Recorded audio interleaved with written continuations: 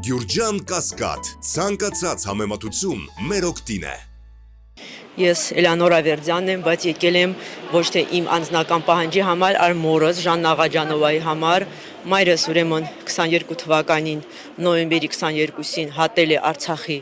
տարածքը, մոր մահվան հետ կապված Ռուսաստանի Դաշնություն է մեկնել եւ դեկտեմբերի 12-ը հասել է, մայրս չկարողացել ներկայանալ, նորից վերադառնալ Արցախ։ Նորից չկարողացել վերադառնալ, Կարմիր Խաչինքանի անգամ դիմել ենք, որպեսզի կազմակերպենք մորս վերադարձը, չի ստացվել, ամեն անգամ մերժել են։ Մայրս մնացել է Ռուսաստանի Դաշնությունում, որտեղ Երևան գալու համար հետ կապված էլ չի կարողացել գա, որովհետև ստե բարեկամներ չունեինք, որպես ինքը մնա, երկար ժամանակ անորոշ էր մնալու այստեղ ժամկետերը, դրա համար չկարողացանք իրեն բերել Հայաստան։ Ինքն արդեն վերադարձավ այստեղ, եկավ Հայաստան արդեն սեպտեմբերի դեպքերից հետո, երբ ամբողջ Արցախը արդեն տեղափոխվել էր Հայաստան եւ այլ երկրներ։ Քանի անգամ դիմել էինք, դիմում,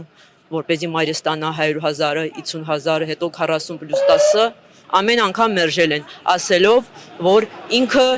սեպտեմբերին չի հատել Հակարիի կամուրջը եւ չի կարող լինել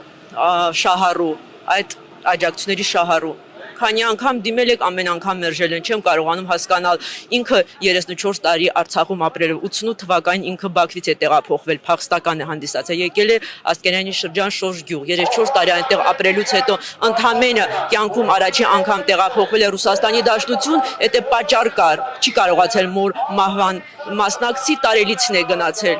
Դե նոյեմբերի 22-ին մեկնել է, դեկտեմբերի 12-ին այլևս փակվել է ճանապարհը, ինքը հետ չի վերադարձել եւ միջև օրս էլ ինքը մի կոպեկ էլ չի ստացել, չի կարողանում հանդիսանալ շահառու։ Պատճառն եմ ուզում իմանալ, մարդիկ կային, որոնք Ռուսաստանում են ապրել, եկել են, այստեղ փաստաթղթեր են դասավորել, ստացել են, շահառու են հանդիսացել, իսկ ինքը չի կարողանում շահառու հանդիսանալ։ Հենց դա է հարցը, մեր հարցը դա է, ուզում ենք պատասխան ստանալ, տեսնենք